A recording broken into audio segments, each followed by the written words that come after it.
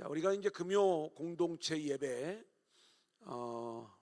계속 이제 3주차 오늘 말씀을 진행을 하는데, 우리가 교회에 등록하면 함께 말씀을 나누는 새가족 성역 공부를 새롭게 리뉴얼하면서 업그레이드 버전이죠. 그러면서 우리가 새로운 인생이라는 타이틀을 가지고 5번의 시간을 진행을 하는 거예요. 첫 번째 시간은 영원한 인생이라는 주제를 가지고 함께 나누었고, 두 번째 시간에는 우리가 구원받은 인생에 대한 내용을 우리가 함께 말씀을 나누었어요.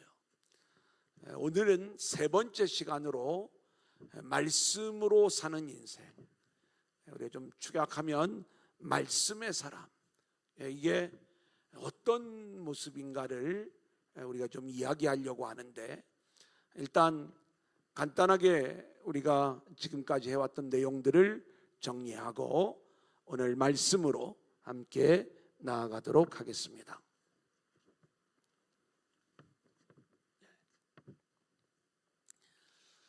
이 그림을 잘 이해를 하면 우리가 5번 공부하는 걸 이 안에서 우리가 다 설명을 할 수가 있어요.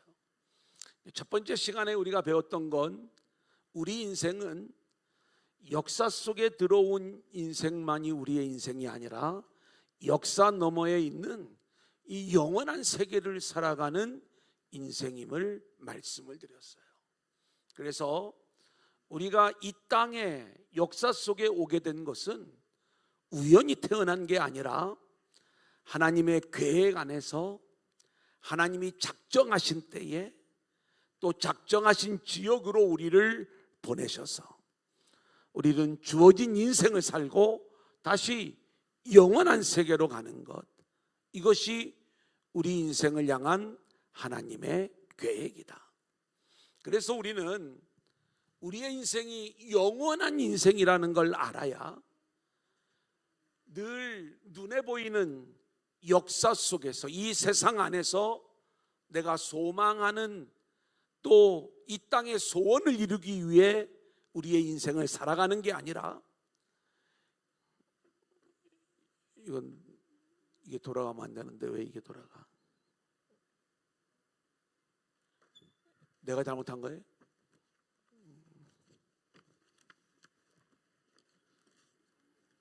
아닌데.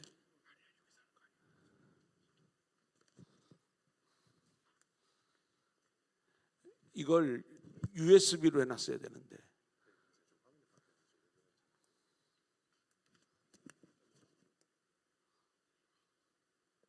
다시. 어떤 거요? 맨 위에 거? 요거?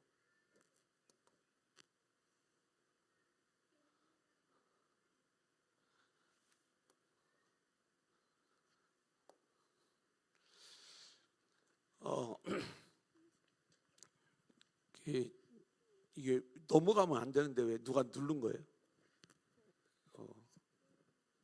지가 넘어간 거예요? 넘어가면 안 되지 이게. 이게 지금 되게 중요한 게 왜 중요하냐면, 이거 지금 다 녹화를 하고 있거든요. 다시 지금부터.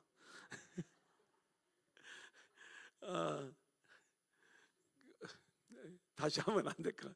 잘 자르세요. 이제 다시 하겠습니다.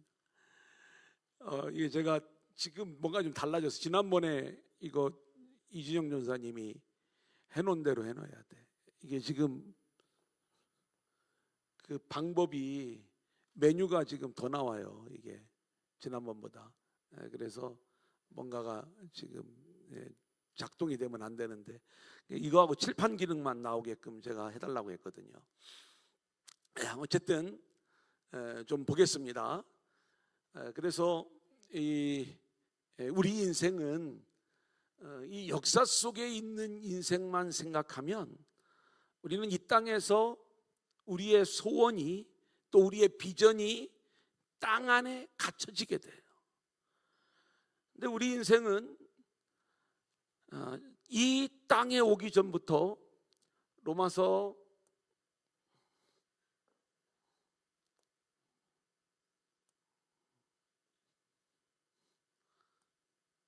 로마서 8장 29절로 30절. 태어나기 전에 이미 우리를 한번 따라합니다. 미리 아시고, 미리 정하시고, 하나님의 계획 안에서 우리를 미리 아시고 미리 정하신 상태에서 이 땅에 온 우리를 따라합니다. 부르시고 의롭다 하시고. 자, 우리가 죄 가운데 이 땅에 오는데 죄인인 우리를 하나님이 찾아오셔서 불러주시는 거예요. 부르심에 응답한 우리를 의롭다 하셔서 이 문제를 해결해 주시고, 이제는 따라합니다. 영화롭게 하신다. 이게 하나님 나라를 살아가게 하시는 거예요. 이게 우리 인생을 향한 하나님의 계획인 거예요. 자, 그러면 이 땅에 와서 우리는 이 보이는 역사 속에서 우리의 인생을 살아가려고 열심히 노력을 하지만, 물론 우리가 이 땅에서 여러 가지 많은 일들이 우리 안에 있어야 되겠죠. 근데 더 중요한 것은 뭐냐? 우리 인생을 향해서 일해 가시는 이 하나님의 계획을 우리가 안다면 이것은 영원한 나라를 살아가는 우리 인생을 향한 하나님의 계획인 거예요. 그래서 우리가 철저하게 이 땅에 우리의 눈이 고정되어 있었던 우리의 모습이 이제는 하늘을 보고 보이지 않는 세계를 보고 영원한 세계를 보고 살아가는 자들이 되어야 된다. 그래서 우리의 인생의 가치가 땅에 묶여 있는 게 아니라 하늘의 세계를 붙잡는 그러한 인생으로, 결국 영화롭게 하시는 하나님의 은혜에 따라 우리는 현재적 하나님 나라, 그리고 영원한 하나님 나라를 살아가는 자들이 되어야 된다. 이게 첫 시간에 우리가 함께 나누었던 거예요. 자, 그리고 나서 두 번째 시간에 우리가 함께 배운 것은 구원에 대한 내용을 함께 나누었어요. 에베소 1장 3절로 6절의 말씀을 가지고 1장 3절로 6절의 말씀을 가지고 우리가 함께 나누었죠. 여기에도 우리 인생을 향한 하나님의 본질적인 계획이 담겨져 있는데, 하늘에 속한, 한번 따라합니다. 신령한 복. 다시요. 하늘의 복. 그러니까 하나님이 우리에게 이 하늘에 속한 신령한 복을 주시기 위하여 우리를 창조하신 거예요. 근데 원래 우리는 뭐라고 했죠? 먼지, 티끌, 아무것도 아닌 우리들을 하늘에 속한 신령한 복을 받을 만한 존재로 만드시기 위하여, 한번 따라합니다. 거룩하고 흠이 없는 아들. 원래 거룩하고 흠이 없는 아들은 누구예요? 예수님이죠. 그래서 그리스도 안에서 우리를 거룩하고 흠이 없는 아들로 만드셔서 우리가 어떤 존재가 되느냐? 원래 먼지요 티끌에 불과했던 우리의 인생이 이제는 그의 은혜의 영광을 찬송하는, 그러니까 우리가 거룩하고 흠이 없는 아들이 되어 우리의 존재 자체가 이런 아무것도 아닌 존재가 아니라 하나님의 영광을 드러내는 존재로 세워지는 것. 할렐루야. 아멘. 이게 구원이라고 말씀합니다. 결국 구원받을 자격이 없는 우리를 구원하는 것. 이것을 우리가 이제 몇 가지로 나눠서 같이 말씀을 나눴는데, 두 번째 내용에서는 우리를 안식하는 존재로 창조하셨다. 세 번째 내용에서는 우리를 에덴의 주인공으로, 하나님 나라의 주인공으로 창조하셨다. 그리고 네 번째 내용에서는 우리를 그리스도와 연합하는 그리스도의 신부로. 그런데 이 모든 내용이 다 뭐예요? 구원인 거예요. 이 구원은 언제 이루어지느냐? 이 역사 속에 들어온 우리 인생 안에서 이 사건이 일어나는 거예요. 이 역사 속에 들어올 때 우리가 처음에는 죄 가운데 들어와 아무것도 아니지만 하나님이 이 복을 주시려고 그리스도 안에서 우리를 거룩하고 흠이 없는 아들로 만들어 가시는 일. 그리고 이 죄의 문제를 해결하시고 진정한 안식으로 우리를 이끌어 주시는 일, 그리고 이 에덴을 잃어버린 우리의 인생을 다시 회복된 에덴으로 이끌어 가시는 일, 우리가 그리스도와 한 몸을 이루어 이제는 그리스도의 신부가 되어 하늘의 혼인잔치의 기쁨을 누리는 존재로 우리를 세워가시는 이 모든 이야기가 이제 우리 인생을 구원하는 우리 주님의 구원의 이야기다, 이렇게 말씀을 드렸어요. 이게 이제 두 번째 시간까지 우리가 함께 나눈 거예요. 그러니까 하나님이 우리를 얼마나 사랑하시는지 그 내용을 알 수가 있겠죠. 자, 오늘 세 번째 시간은 말씀입니다. 성경. 이 그림에서 제가 좀 설명을 하고, 그리고 오늘 말씀을 진행을 하면 우리가 금방 이제 오늘 하고자 하는 내용들을 쉽게 이해할 수가 있어요. 성경을 우리가 믿죠. 사실 성경을 믿는 게 그렇게 만만한 일은 아닙니다. 우리가 성경을 하나님의 말씀으로 믿지 않으면 우리는 그리스도인이 아닌 거예요. 특별히 우리가 성경을 믿을 때 우리는 어떤 내용을 믿는 거냐면 성경이 말씀하는 하나님을 믿는 거예요. 그러니까 잘 우리가 알아야 될 게 뭐냐면 다 하나님을 믿는다고 그래. 그런데 내가 원하는 하나님을 믿는 거하고 성경이 말씀하는 하나님을 믿는 거하고 다르면 안 되는 거예요. 이게 많은 성도들이 착각을 하는 게 내 소원을 들어주시는 하나님, 우리는 여기에 늘 집중을 해요. 그래서 자기가 원하는 하나님을 만들어 놓고 그 하나님을 믿는 거예요. 이것이 성경이 말하는 하나님하고 다른 하나님이라면 우리는 우상을 섬기는 거예요. 겉으로는 하나님을 섬기고 있는 것 같지만. 그래서 이 말씀이 얼마나 중요하냐면 하나님이 어떤 분인가를 말씀 안에 다 담아 놓으셨어요.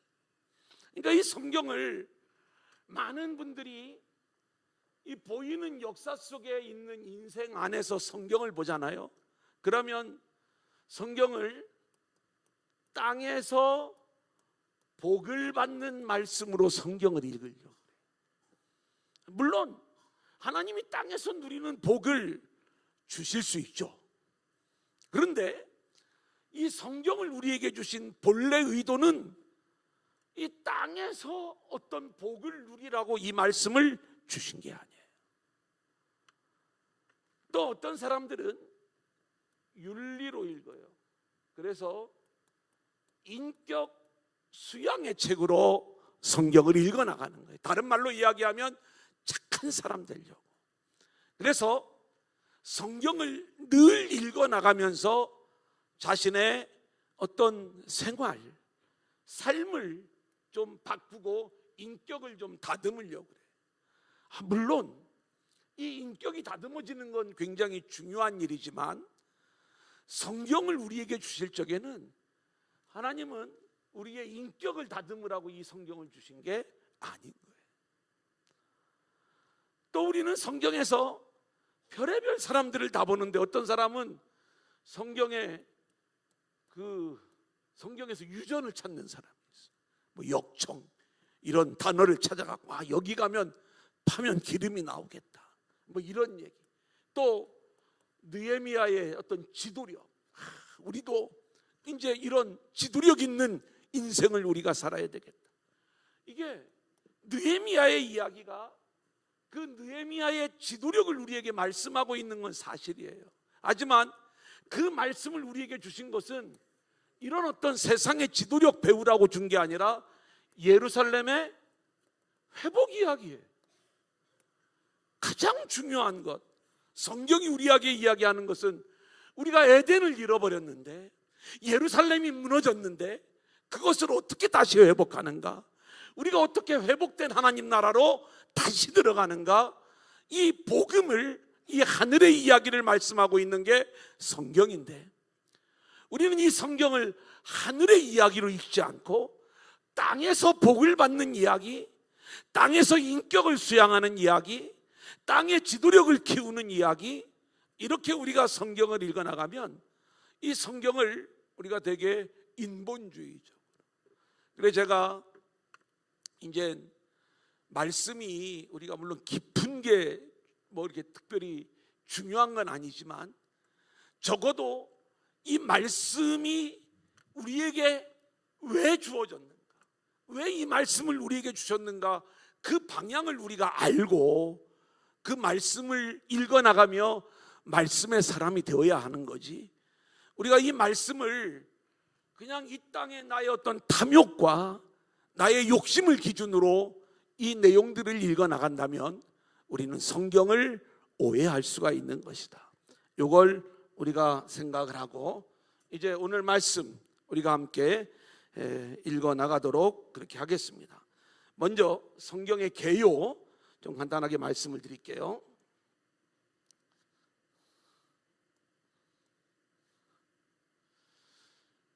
성경은 보통 1600년에 걸쳐서 기록되었다 이렇게 이야기를 해요. 성경의 역사가 1600년이다. 이게 보통이 아니죠. 우리가 책을 한 권을 쓰는데 기록 연대가 1600년이 걸린 거예요. 왜 1600년이냐라고 했을 때 성경에 가장 먼저 나오는 책이 모세오경이에요. 모세가 주전 15세기 인물이에요.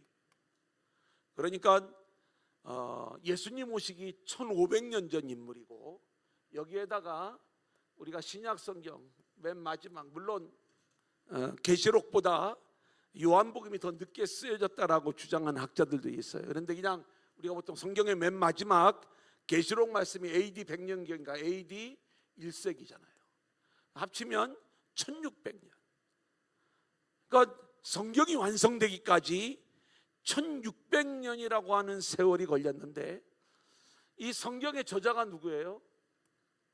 원래 하나님이죠.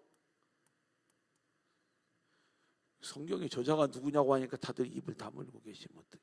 하나님의 말씀인데, 살아계신 하나님의 말씀인데, 옛날에는 제가 이제 이 내용을 배우기 전에는 성경을 하늘에서 이게 뚝 떨어졌을까? 이런 질문을 했을 때가 있어요. 제가 중등부 때 제가 꽤 이 신앙적으로 굉장히 이런 질문들이 이제 많았어요. 그게 이제 어떤 질문이, 아마 그런 질문들 다 했을 거예요. 그런데 제가 이제 모태신앙이니까 성경의 이 무오함, 성경은 틀림없는 하나님의 말씀이다, 이거에 대한 추호의 의심도 없다 보니까 어쨌든 성경을 자꾸 변호해 주려고 하는 이 기본적인 마음 속에서 성경은 어떻게 우리에게 오게 되었을까? 근데 교회에서 이 성경의, 신학교에 가면 정경화의 과정들을 배워요. 근데 이걸 좀 미리 좀 신앙으로 해석을 해줬으면 신학교에 가서 마음이 무너지지가 않지. 근데 누구도 이 얘기를 해주지 않는 거예요. 성경은 함부로 이런 얘기를 하면 뭔가가 좀 막 은혜가 떨어지는 걸로. 절대로 떨어질 이유가 없어요. 그래, 하나님이 졌는데 40여 명의 사람 저자를 사용하셔서 성경을 기록을 하신 거예요. 그러니까 하나님이 또 이 사람이 썼겠지. 어떤 사람이든지 하나님이 그 사람을 통해서 썼을 건데, 또 저는 학생 때는 이런 생각을 했어요. 잠을 자고 있는데, 아니면 기도하고 있는데 막 하늘로부터 계시가 임해가지고 막 쓰고, 또 막 귀에 하나님이 음성으로 막 들려주셔가지고 막 쓰고, 이게 성경인 줄 알았어요. 또 그것도 아니더라. 보면 이 성경의 저자들이 자신의 신앙 공동체들을 위해서 이들에게 필요한 신앙의 내용들을 기록을 해서, 먼저 이것이 정경화가 이루어지기 전에는 자기의 신앙 공동체에 먼저 읽혀졌던 내용들, 이런 게 대부분인 거예요. 뭐 또 헷갈리는 거예요. 이제 이걸 잘 배우면 그게 전혀 우리가 뭐 신앙적으로 문제가 안 되는데, 이런 것들을 아예 우리가 자라날 적에는 아주 그냥 금기시하다 보니까 우리는 성경을 혹시 어디 가다가 이제 어디 앉을 적에 성경 이렇게 깔고 앉는 사람 없지요? 이렇게 바닥에다 놓고 옷 더러워질까 봐. 그죠? 그런데 그만큼 우리가 이 성경을 어떻게 해요? 막 애지중지하고, 그리고 이 성경을 조금이라도 우리가 좀 어떤 불경건하게 이런 것들을 대하면은 큰일 나는 줄 알죠, 우리 안에. 그리고 이게 막 너덜너덜해서 떨어지면 옷다 갖다 버리기도 나쁜 거예요, 성경이요. 그래서 이제 교회들마다 그런 집에서 어떻게 할 줄 모르는 사람들은 그 낡은 성경을 함부로 버리지 말고 이렇게 이제 교회에 갖고 와서 교회에서 일괄적으로 그걸 처분하기도 하고 그러는 경우들도 보게 되는 거예요. 성경이 그런 거잖아요. 근데 이제 나중에 다 배우고 나니까 아는 거예요. 하나님의 감동으로 된 건데, 하나님이 하늘에서 이 책을 던져주신 게 아니라 40여 명의 사람 저자를 통해서 이 성경을 기록을 했는데, 어떻게 기록을 하느냐, 이 둘 사이에는 아주 유기적인 관계예요. 그러니까 이 유기적인 관계라고 하는 것은 때려야 뗄 수 없는 관계, 그런 모습으로 하나님께서 사람 저자를 사용하셔서 성경을 기록하셨다. 많은 교회들이 이제 성경을 이렇게 이제 가르칠 때 새가족 성경 공부를 하면 성경을 가르칩니다. 똑같이 성경이라는 주제가 있어요. 근데 그때는 대략 성경의 구조를 많이 얘기해요. 이런 거 지금 이야기하는 거. 물론 이것도 우리가 알면 신앙생활에 도움이 되죠. 그래서 제가 요 기본적인 건 가르쳐 드리는 거예요. 구약은 39권이죠, 그죠? 신약은 27권. 합이 몇 권이에요? 66권이에요. 근데 이 66권도 제가 교환에는 안 써놨지만 70권으로 주장하는 사람들이 있다고 말씀을 드렸죠. 왜 70권을 주장을 하냐면, 구약 39권 중에 시편의 말씀은 시편이 1권, 2권, 3권, 4권, 5권 이렇게 돼 있는 거예요. 그러니까 시편을 한 권으로 보면 39권이 맞지만, 우리가 요한 1서, 요한 2서, 요한 3서는 3권으로 보잖아요. 그렇게 시편도 5권으로 보면 이게 66권이 아니라 70권이 맞다. 그리고 이제 제가 왜 이 70이 더 설득력이 있는지는 이런 제가 말씀을 드린 적이 있어요. 뭐냐면 성경의 70이라고 하는 숫자가 언약의 완성을 보여주는 숫자다. 그래가지고 이 70, 70, 70을 성경이 얼마나 많이 이야기하고 있는가를 여러 번 말씀을 드렸잖아요. 이제 그런 의미에서 70권으로 주장하는 분들이 있다. 그러면 그런가 보다 이렇게 생각하시면 돼요. 그런데 70권이 옳고 66권이 틀리다라고 이야기를 하면 그렇게 주장하는 분들이 문제가 있는 거예요.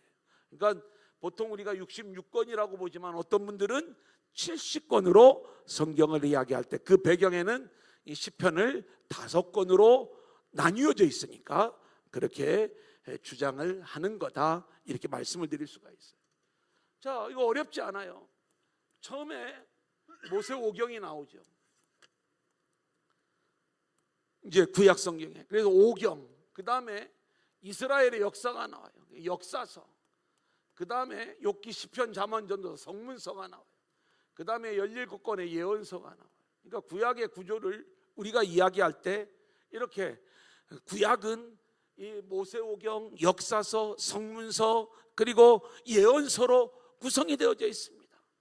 신약 27권은 복음서가 나오죠. 그 다음에 사도행전이 나옵니다. 이걸 우리가 역사서라고 얘기를 해요. 그 다음에 바울 서신이 나오고, 그 다음에 일반 서신이 나와요. 그러니까 신약의 내용도 우리가 보통 이런 구조로 되어져 있습니다. 이렇게 이제 이야기를 하는 거예요.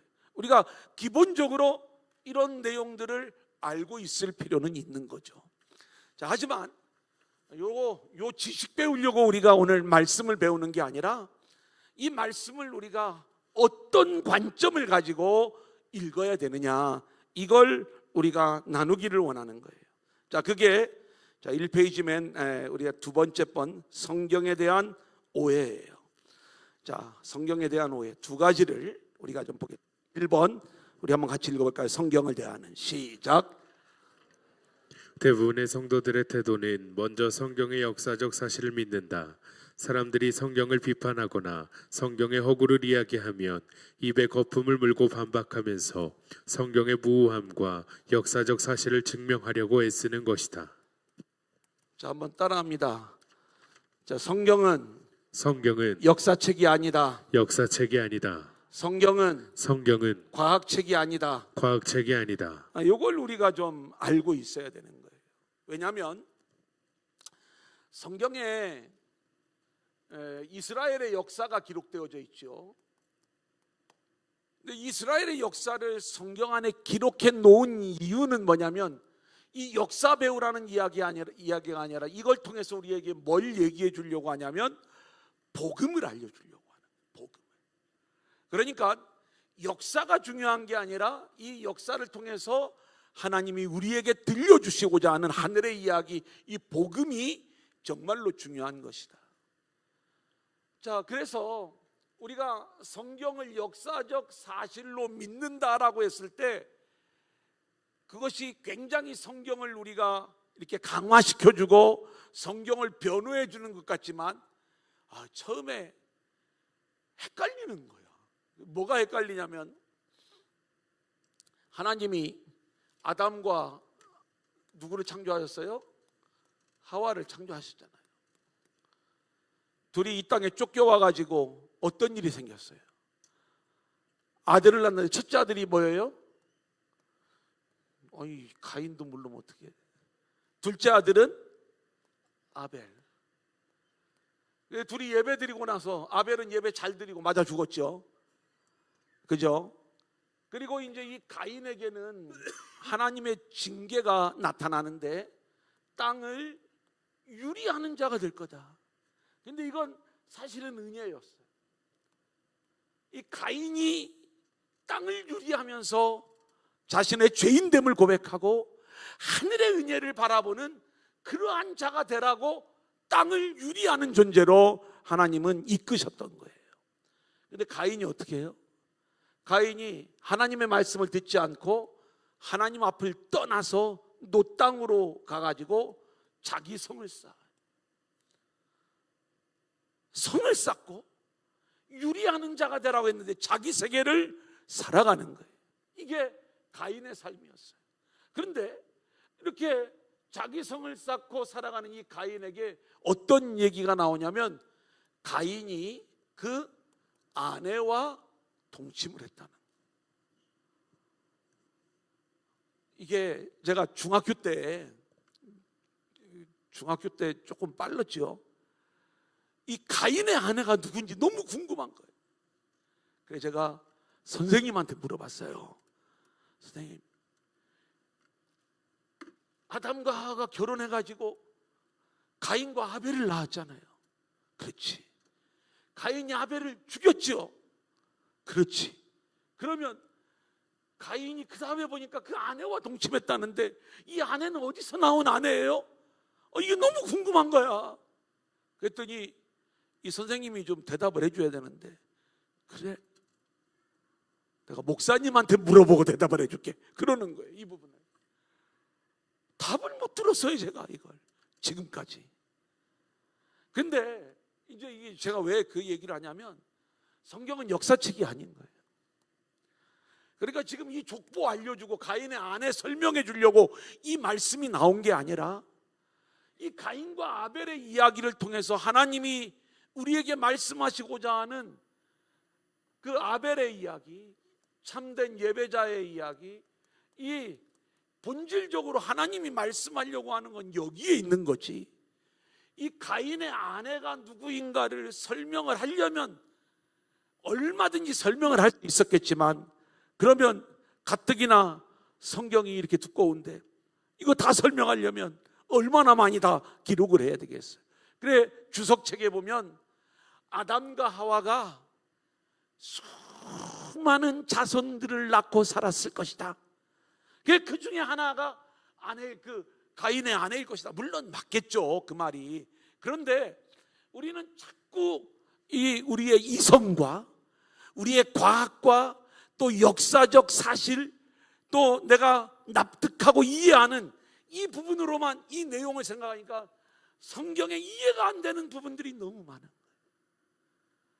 근데 성경이, 하나님이 그걸 몰라갖고 얘기를 안 한 게 아니라 이게 중요한 게 아니기 때문에 안 알려주시는. 이거 몰라도 돼요. 알겠죠? 이제 얘기를 그래. 가인의 아내가 누구예요? 그냥 몰라도 돼. 그렇게 얘기해 줬으면 딱 좋은데 안 알려줘가지고. 그 다음에 역사책이 아니라고 했어요.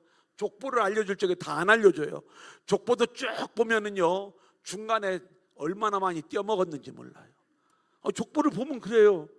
그러니까 누가 누구를 낳았는데 이게 250년, 200년 세월이 흐르는 거야. 아니 어떻게 그렇게 날 수가 있어? 그러니까 그 중간에 있는 사람들을 빼놓은 거죠. 왜 빼놨냐? 하나님은 그 사람들을 알려줄 이유가 없는 거예요, 우리에게. 그러니까 우리에게 알려주고자 하는 그 이름들만 거기에 기록을 해요. 역사책 여기에 관심을 너무, 우리가 성경을 내가 역사적 사실로 믿는 게 성경을 제대로 믿는 게 아니라는 걸 말씀을 드리려고 하는 거예요. 그러니까 성경을 우리에게 주신 하나님의 뜻을 우리가 알아야 되는 거죠. 두 번째, 성경은 과학책이 아니라는 거예요. 이것도 되게 중요합니다.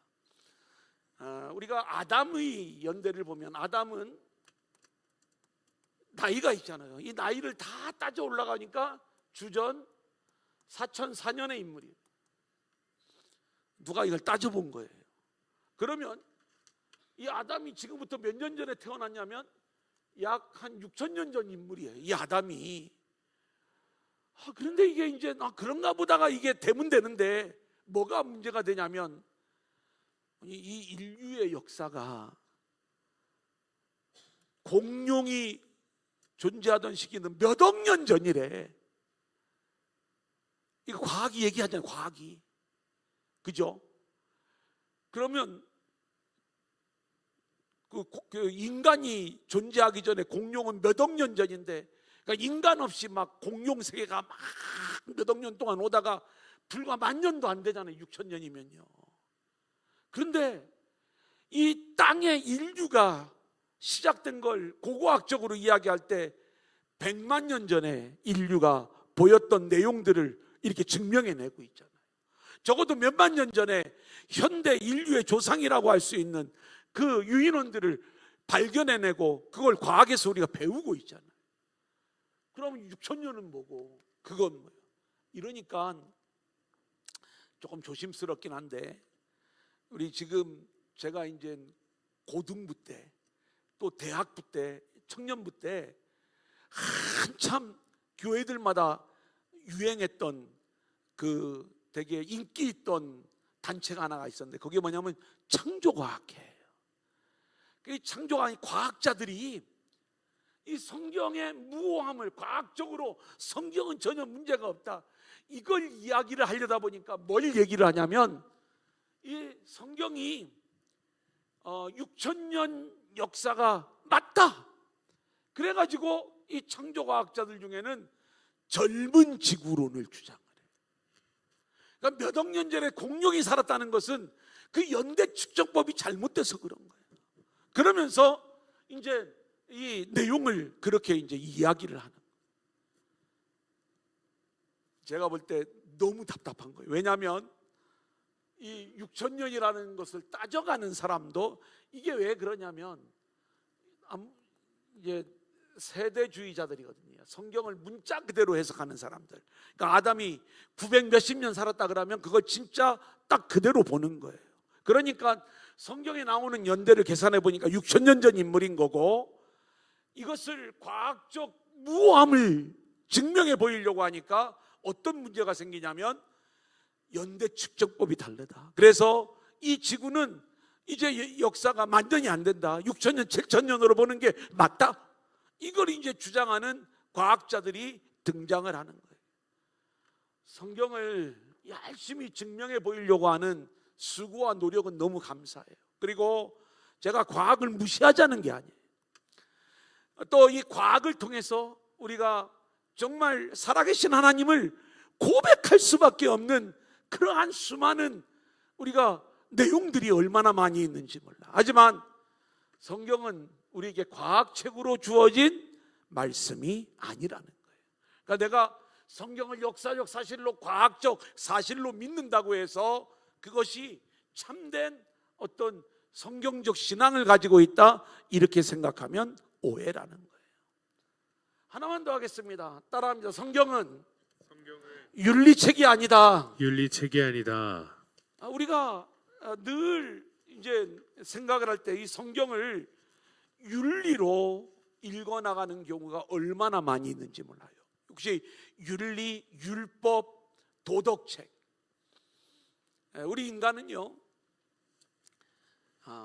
이제 제가 복음을 이야기할 때 어떤 이야기를 하냐면 우리는 정말로 아무것도 아닌 존재입니다. 먼지요 티끌이요 정말 무가치한 그러한 존재들인데 그런 자격 없는 우리들을 하나님이 찾아오셔서 또 하나님이 우리 안에 뚫고 들어오셔서 우리를 하나님의 자녀로 삼아주시고 우리 안에 하나님 나라를 살아가게 하시는 이 복음의 이야기들을 이야기할 때 우리는 늘 나의 연약함과 하나님의 은혜라고 하는 이 복음의 두 축을 우리가 잘 찾고 나가야 되는데 늘 우리 안에는 어떤 마음이 있냐면 뭐든지 말씀하면 내가 좀 지켜보겠습니다. 내가 실행해 보겠다고. 말씀만 하면 내가 그거 따라 하겠다고. 얼마든지 할 수 있다고. 물론 하지 말라고 제가 이 말씀을 드리는 게 아니라 그런 삶이 나올 수가 있죠. 우리가 말씀의 사람이라고 할 때 어떻게 해서든지 이 말씀을 우리가 붙잡고 살아가려고 하는 노력과 수고와 열정들이 우리 안에 있어야 되는데 중요한 건 뭐예요? 그렇게 말씀 앞에서 우리는 끊임없이 여전히 우리의 탐욕과 우리의 불의와 우리의 무가치함이 늘 고백되어져야 되는 거예요. 그런 삶을 살면서도. 근데 우리도 모르는 사이에 이만큼 내가 윤리적인 일들을 해놓고 요만큼 계명을 지키는 일들을 해놓고 그래도 하나님이 나를 좀 이만큼 이뻐하시지 않을까? 나를 이만큼 인정해 주시지 않을까? 끊임없이 서로 비교해 가면서 자신의 우월함을 확인하고 거기서 자꾸 만족을 느끼려고 하는 것. 이게 종교 생활이라고 그랬어요. 이게 신앙은 종교가 아니라 복음이라고 하는 것을 우리가 놓치면 안 된다는 거죠. 그래서 우리는 그런 여러 가지 하나님이 우리 안에서 이루어 나가서 말할 수 없는 하나님의 역사, 우리가 생각했던 것하고는 비교할 수 없는 놀라운 일들이 나타난다 할지라도 그 속에서 우리는 연약한 자요 아무것도 아닌 자들이었는데 주의 은혜로 말미암아 이 어마어마한 일들이 일어났기에 결국 주님께 영광을 드러내는 인생들로 세워지는 게 맞는 거예요. 이제 우리가 이 내용들을 이렇게 좀 놓치지 말고, 자 그러면 이제 이 성경을 그럼 우리가 어떻게 읽자는 얘기냐? 거기 크게 두 번째 한번 따라하겠습니다. 성경은 하나님의 구속사. 우리가 성경을 보는 눈이 정확해져야 돼요. 구속사예요. 자, 이건 너무 이제 내용은 많지만 제가 간단하게 이제 정리를 해드릴게요. 한번 따라합니다. 예수 이야기. 성경이 어떤 얘기냐? 아까 역사책, 윤리책, 도덕책, 또 과학책으로 읽지 말고 성경에서 우리가 누구를 만나야 되냐면 예수님 만나야 되는 거예요. 아멘. 자, 두 번째, 성경은 한번 따라합니다. 구원의 이야기. 성경을 읽는 자들은 예수 믿고 구원받는 자들로 세워져야 되는 거예요. 세 번째로 성경 한번 따라합니다. 하늘의 이야기. 예, 성경은 하늘의 이야기, 다른 말로 이야기하면 하나님 나라 이야기. 이 관점을 놓치면 안 되는 거예요. 예수 이야기. 성경은 구약과 신약으로 되어 있다고 했죠. 근데 우리 주님이 뭐라고 말씀을 하시냐면 이 구약에 대해서 이야기하기를 이건 전부 다 내 얘기야, 예수 이야기야, 이렇게 말씀을 하셨어요. 요한복음에서. 그러면 우리가 구약을 읽어나갈 때 창세기 1장이 왜 예수 이야기인지, 창세기 2장이 왜 예수 이야기인지, 우리가 창세기 1장을 읽어가면서 예수님 만나야 된다라고 말씀을 드렸잖아요. 그러니까 성경에 나오는 아담의 이야기, 그 다음에 노아의 이야기, 그리고 아브라함의 이야기, 그 다음에 다윗의 이야기, 이 모든 이야기들이 이 아담이 보여주는 게 예수예요. 노아의 이야기가 예수 이야기예요. 노아의 방주, 모든 저주의 심판의 비를 방주가 다 뒤집어쓰고 그 방주 안에 들어온 자들이 구원을 받는 이 이야기, 예수 이야기. 아브라함의 이야기, 내 씨로 말미암아 천하 만민이 복을 받으리라. 그 씨가 누구예요? 예수예요. 예수 이야기. 다윗은 다윗의 자손으로 오시는 예수. 중간에 사사들이 나와요. 성경에 나오는 모든 사사들은 다 그리스도를 보여주는 거예요. 제가 요즘 성문서를 읽어나가면서 욥기도 예수 이야기다. 번제로 시작을 해서 번제로 끝나는 거다. 욥이 어떻게 의로움을 받을 수 있느냐, 바로 예수로 의로움을 받을 수 있는 그 이야기를 들려주는 게 욥기예요. 시편, 우리는 시편의 저자가 다윗이에요. 다윗이 늘 그리스도를 보여줘요. 대부분 그 시편의 내용들. 그래서 우리는 그리스도를 시편을 통해서 만나야 된다. 잠언이 말하는 지혜가 누구예요? 예수님이에요. 전도서, 모든 게 다 헛되요. 하나님만이 우리에게 의미가 있는데 이 내용을 예수 안에 담은 거예요. 그래서 이 전도자가 누구냐면 다윗의 아들 전도자의 글로 이 내용을 설명, 솔로몬이라는 이름을 가리고 다윗의 아들로 설명을 하고 예수 이야기라는 거예요. 그 다음에 아가서, 솔로몬 왕과 슐람미 여인의 사랑 이야기, 이것도 예수 이야기. 예수님과 우리의 한 몸을 이루는 사랑 이야기.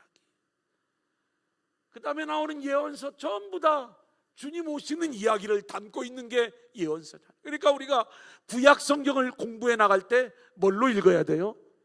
예수 이야기로 읽어야 되는 거예요. 자, 두 번째로 성경은 구원의 이야기예요. 구원의 이야기. 제가 두 가지 이제 예만 여기다 좀 원고에 적어 놓았어요. 우리 주님이 수많은 표적을 행하셨어요. 우리는 그 표적을 바라볼 때마다 어떤 생각들을 갖냐면 우리에게도 이런 기적이 좀 일어났으면 좋겠다. 그런데 하나님은 우리에게 수많은 기적들을 보여주시지만 하나님의 본질적인 목적은 하나님 나라 그리고 구원에 있는 거예요. 한 개인의 이익이나 어떤 한 개인의 성공에 우리 주님의 관심이 있는 게 아니에요. 아까 이야기했던 이 땅에서의 성공을 위해서 일하시는 하나님이 아니라는 거예요. 하나님이 우리에게 많은 물질을 쏟아부어 주실 수 있어요. 근데 그 이야기는 우리를 구원으로 또 하나님 나라로 이끌어 가시는 하나님의 일하심인 거지.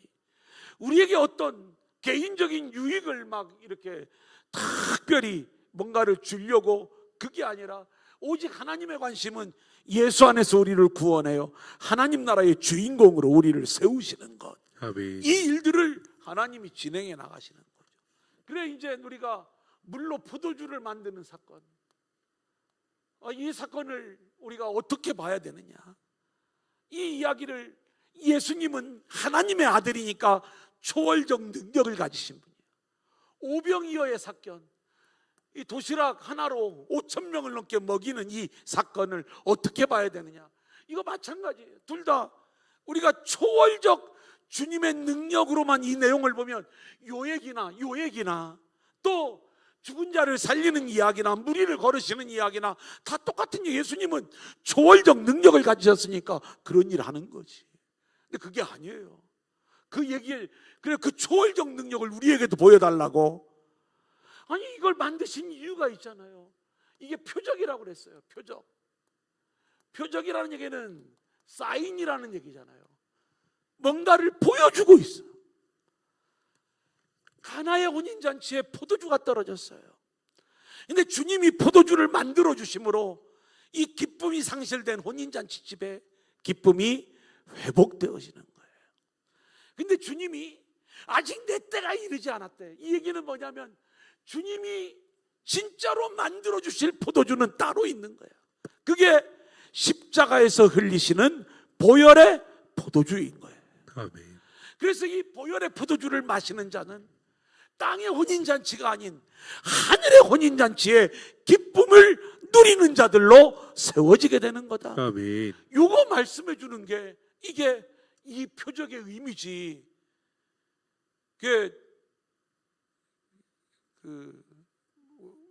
성령 받으면 아말감이 막 금리빨로 바뀌고 뭐 이런 거 있잖아요. 제가 그 현상을 뭐라고 하는 게 아닙니다. 우리의 관심이 거기에 있으면 안 돼요. 지금 이 일을 통해서 우리는 구원의 주님을 만나는 거예요. 십자가의 주님, 그 구원의 이야기를 우리에게 들려주는데 우리는 뭐에만 관심이 있는 거예요? 구원에는 관심이 없고 물이 포도주로 바뀌는 이 기적에만 우리의 관심이 있는 거. 이게 성경을 잘못 보는 거라 이거예요. 오병이어의 이야기, 이것도 마찬가지입니다. 여러분 보세요. 이 오병이어는 1인분이에요. 어린아이 1인분. 근데 장정만 5,000명을 먹여요. 와, 내 인생에도 100만 원이 한 5억, 50억 막 이렇게 좀 불어났으면 좋겠다. 뭐 이런, 아무도 아멘을 안 하는 거 보니까 별로 관심이 없는 모양이에요. 막 이런 마음들이 우리 안에 있잖아요. 그런 얘기가 아니라 이 말입니다. 그러면 이 오병이어라고 하는 한 어린아이의 도시락은 정말 보잘것없는 거예요. 근데 이 보잘것없는 도시락인데 그 도시락이 주님 말씀을 듣기 위하여 온 모든 자들을 다 배불리 먹이고 12광주리를 남긴 거예요. 이것을 통해서 우리 주님이 이 내용을 설명해 주는데 내가 하늘에서 내려온 생명의 떡임을 알게 하려고 이 표적을 행하셨음을 우리 주님이 알려주셨어요. 이게 뭐냐면 주님을 겉에서 볼 적에는 키도 작아, 못생겼어, 흠모할 것이 하나도 없어, 나사렛 출신이야. 겉으로 볼 적에는 정말 저분이 메시아라고 그냥 보기만 해도 시험에 들 지경인 거예요. 우리 주님이 원래 그랬어요. 이 내용 자체가. 그런데 이분이 메시아라고. 그런데요, 그분이 그렇게 초라해 보이고 보잘것없어 보이는 그분이 누구든지 이 주님 앞에 오기만 하면 그들의 모든 영혼을 살릴 수 있는, 영혼을 배부르게 할 수 있는 하늘에서 내려온 생명의 떡으로 오신 그리스도임을 보여주는 사인이 오병이어 이야기예요. 그 주님이 우리의 생명을 구원하는 생명의 떡이다. 이걸 알려주는 이 놀라운 하늘의 복음의 말씀을 우리는 어떻게 하면 대박 날까? 이걸로만 우리가 이 말씀을 읽어 나간다면 우리가 성경을 오해하고 있는 것 아니냐, 이 말씀하는 거예요. 성경은 이제 마지막으로 하늘의 이야기라는 거예요. 여러분, 우리가 이걸 또 놓치면 안 됩니다. 아까 처음에 이야기할 때 땅의 이야기로 성경을 읽어 나가지 말자. 성경은 하늘의 이야기를 담고 있어요. 제가 한나 이야기를 많이 하는데 한나 본문을 딱 펼치면은 땅의 이야기로 읽으면 애 못 낳는 여자가 열심히 기도해서 애 낳는 얘기예요. 성경은 그런 얘기 아니에요. 이 이야기를 우리가 하늘의 하나님의 이야기, 하나님이 하시는 일, 성경의 수직, 하나님이 우리 인간을 어떻게 다루어 가시는가를 우리가 성경을 통해서 알아야 되는 거예요. 근데 하나님이 오늘 한나의 임신을 막으시는 거예요. 그 애를 못 낳는 거예요. 하나님 막으시니까. 하나님께서 저와 여러분의 앞길을 막으실 수가 있어요. 근데 그 막으시는 그 하나님의 의도가 있잖아요. 그래서 이 한나로 하여금 그냥 아들을 낳으면 이 아들이 영적 어둠의 시대에 제사장도 레위인도 다 타락한 그 시대에 사무엘을 낳아봤자 또 더럽고 타락한 그 모습이 될 것 같으니까 하나님이 어떻게 하는 거예요? 이 한나의 임신을 일단 막으시는 거예요. 한나가 철저히 하나님을 의지하는 자가 돼요. 그에게 아들이 없는 문제는 심각한 문제였어요. 대적 분인나가 많은 아들로 인해서 자기를 막 도발해 오는 거예요. 마음을 분노하게 하고. 이 분인나, 근데 그 분인나의 모습을 보면서 이 한나가 바뀌어지기 시작하는 거죠. 하나님이 아들을 주신다면 그건 내 실력이 아니라 전적인 하나님의 은혜인데, 저 분인나는 그 하나님의 은혜를 자기 힘, 자기 영광의 도구로 사용하고 있구나. 자기를 생각해. 자기도 마찬가지였어. 내가 여태까지 통곡하며 기도했던 게 내 자존심, 내 무너진 자존심 해결해 달라고. 이때 한나가 기도하는 거예요. 서원하면서 하나님 아들을 주신다면 그건 하나님의 아들이지 내 아들이 아닙니다. 하나님의 영광의 아들입니다. 이 고백을 하고 나니까 이제는 하나님의 아들을 주셔도 그만, 안 주셔도 그만인 거예요. 그때 하나님이 아들을 주셔서 한나로부터 그 아들을 받으시고 이 아들을 직접 키우시면서 이제는 영적 어둠의 시대에 진짜 왕이 와야 되는데 왕의 길을 예비하는 사람으로, 그리고 하나님이 준비하신 왕 다윗을 기름 붓는 사람으로 사무엘을 이끌어가는 이 하늘의 이야기, 이 아름다운 이야기가 그 안에 담겨져 있는데, 우리는 애 못 낳을 때 한나처럼 죽으라고 기도하면 애 낳을 수 있다, 이 내용으로 우리가 이 말씀을 읽어 나간다면 우리가 성경을 얼마나 오해하고 있는 거냐, 이 내용을 말씀을 드리는 거예요. 이제 결론입니다. 다른 복음은 안 되는 거예요. 하나, 우리는 오직 순결한 복음만을 선포하고 순결한 복음만을 붙잡아야 될 줄로 믿습니다. 아멘. 자, 두 번째는 정말 중요한 거예요. 성경을 보면 얼마나 이 말씀의 사람이 된다는 게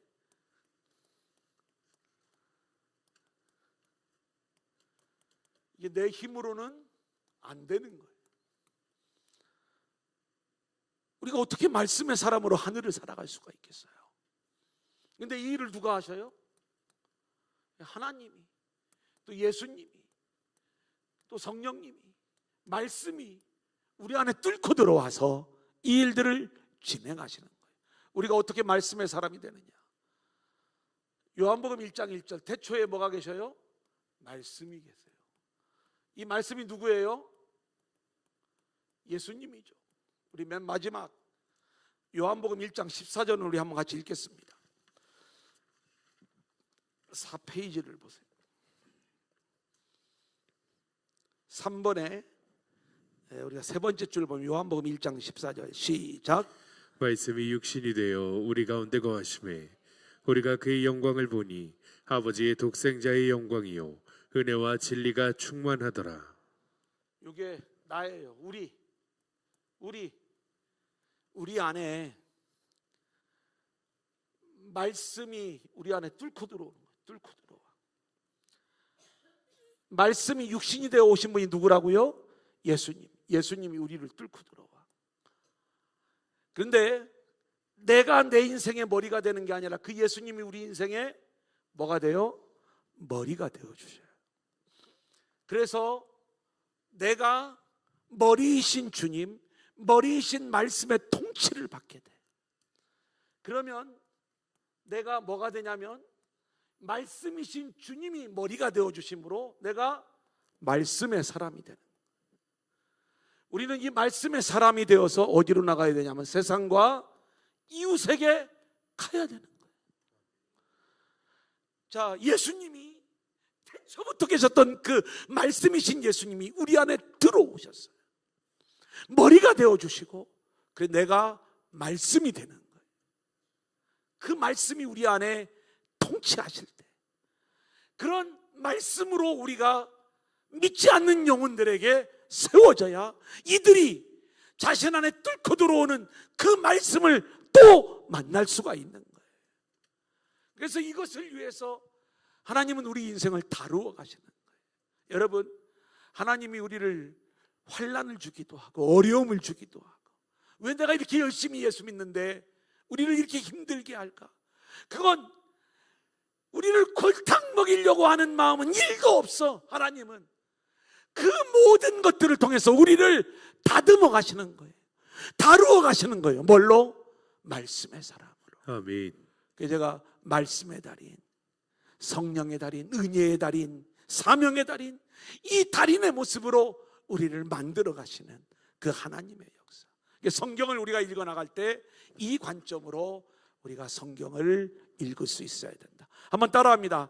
예수 이야기, 예수 이야기, 구원의 이야기, 구원의 이야기, 하늘의 이야기, 하늘의 이야기, 그리고 한번 따라합니다. 말씀의 사람. 말씀의 사람. 예수님이 우리 안에 들어와서 우리를 말씀으로 만들어 가시는 거예요. 그렇게 순종하며 나아가는 저와 여러분들이 될 수 있기를 소원합니다.